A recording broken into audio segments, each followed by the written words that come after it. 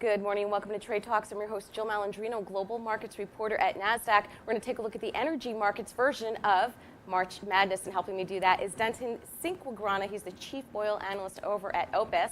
Thank you very much for joining us. I think I get a gold star for getting your name right on the first time. Nailed it. Coming from someone who has multiple vowels as well in my name. But let's talk about your most recent report. Right. You said a sell-off in the gasoline market could bring its version of March Madness. What does that mean? Right. So at the beginning of February, the gasoline market really kind of tanked, if you will. It's left a position now where the market can make its kind of spring ascent that we usually see. And there's probably three reasons behind that right now. Gasoline demand usually starts to perk up in the spring and ahead of the summer driving season. One thing that's a little bit different this year is exports of gasoline and diesel to an extent as well. We've become kind of the world's grocery store for those two refined products, particularly to Mexico and countries in South America. 2017, we had record exports of gasoline. I expect those records to be broken in 2018. Those records were made to be broken, quite honestly. And then the third part of that tripod, if you will, is refinery turnarounds. As refineries go down for maintenance in the wintertime and get prepared for the summer driving season, you have supplies not really building up. And at the same time, coming out of those turnarounds can be a little bit tricky. These are very complicated pieces of equipment, very valuable pieces of equipment, so you want to make sure everything's right. So you can run into a little bit of a snag here or there. And one other kind of piece of that puzzle is one of the biggest refineries, at least importance to the futures market, is the Phillips 66 Bayway refinery in Linden, New Jersey that you see when you're going down the turnpike right past Newark Airport. They have a big turnaround going on. So if that has any sort of slip-ups as it tries to come back online, you could see gasoline kind of take off. My father's an operations manager at Bayway. There you go. I remember in the fall and in the spring, he would work a million hours a week. I bet. Working through the turnaround. So yep. I know the terminology very well, but great.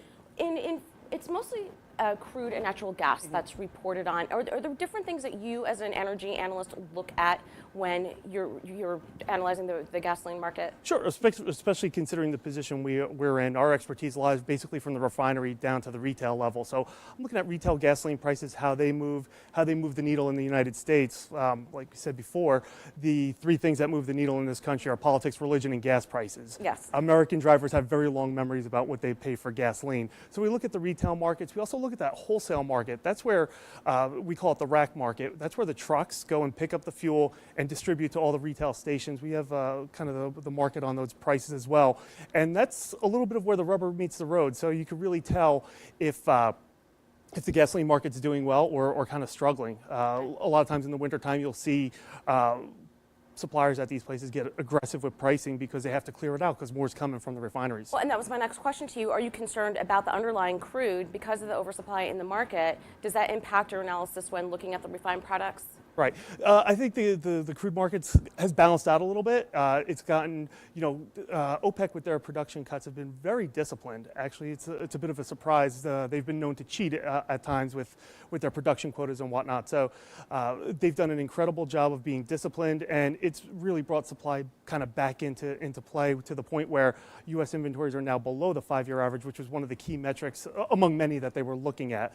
But I think we're also in a position where the U.S.'s crude oil production has really increased significantly and should continue to do so, especially as we stay in this low 60 price environment. Do you think gasoline's a seasonal trade? Do you pay attention to it in the winter unless something like there's a blip on the radar that makes it more newsworthy or tradable? Yeah, I think one of the things you could look at in the wintertime in particular is snowstorms and how demand really just tumbles in the wintertime. You'll get a nice little run on demand up through the holidays, and then after that, once January rolls around, everyone kind of goes into hibernation, if you will. All right, and to wrap it up, how much is the equity market really married to what happens in the crude markets? It's been interesting over the last couple of weeks. They've really kind of moved in lockstep with one another, and I think you can make the argument that oil has become an asset class just like a stock or a bond. All right, thank you very much for joining us My at pleasure. MarketSite. Thank you. And traders, thank you for joining me. I'm Jill Malandrino, global markets reporter at Nasdaq.